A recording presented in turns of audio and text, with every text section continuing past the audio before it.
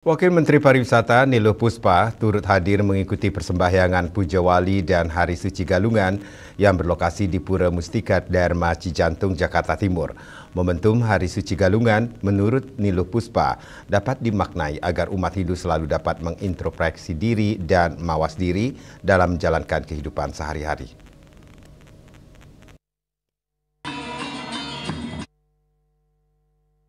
Wakil Menteri Pariwisata Niluh Puspa turut hadir mengikuti persembahyangan Puja Wali dan Hari Suci Galungan yang berlokasi di Pura Mustika Dharma Cijantung, Jakarta Timur. Kegiatan persembahyangan bersama dipuput langsung oleh Ratu Pranda Panji Sugata dari Geria Lenteng Agung, Jakarta Selatan. Wakil Menteri Niluh Puspa mengatakan, Galungan diperingati setiap 210 hari sekali berdasarkan kalender Bali, sehingga dalam 1 tahun dirayakan dalam 2 kali. Umat Hindu menjadikan momen ini bukan sekedar ritual persembahan, tetapi juga sebagai waktu untuk refleksi diri dan memperbaiki hubungan spiritual. Niluh Puspa menambahkan, Hari Suci Galungan mengajarkan agar umat Hindu pentingnya mengendalikan hawa nafsu dan ego yang dapat menyesatkan manusia dari jalan kebenaran.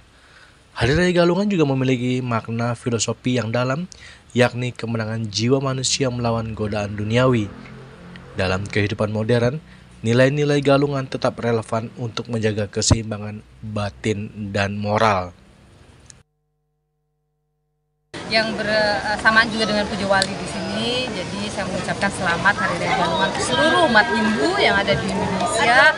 Kita tahu bersama kalau Hari Raya Galungan ini kita maknai sebagai hari kemenangan.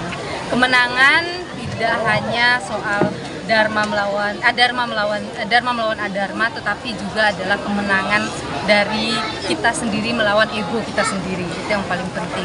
Dan bagaimana mudah-mudahan Hari Raya Galungan ini semakin memperkuat persaudaraan kita, mempererat lagi hubungan kita, dan juga tentunya mempersatukan kembali Indonesia agar kita semua bisa sama-sama menuju Indonesia Emas 2045 nantinya. Dan mudah-mudahan juga kita semua bisa saling dukung untuk membuat Indonesia semakin maju dan luar biasa. Dari Jakarta, Jeli Swata dan Ketut Sumadiasa melaporkan.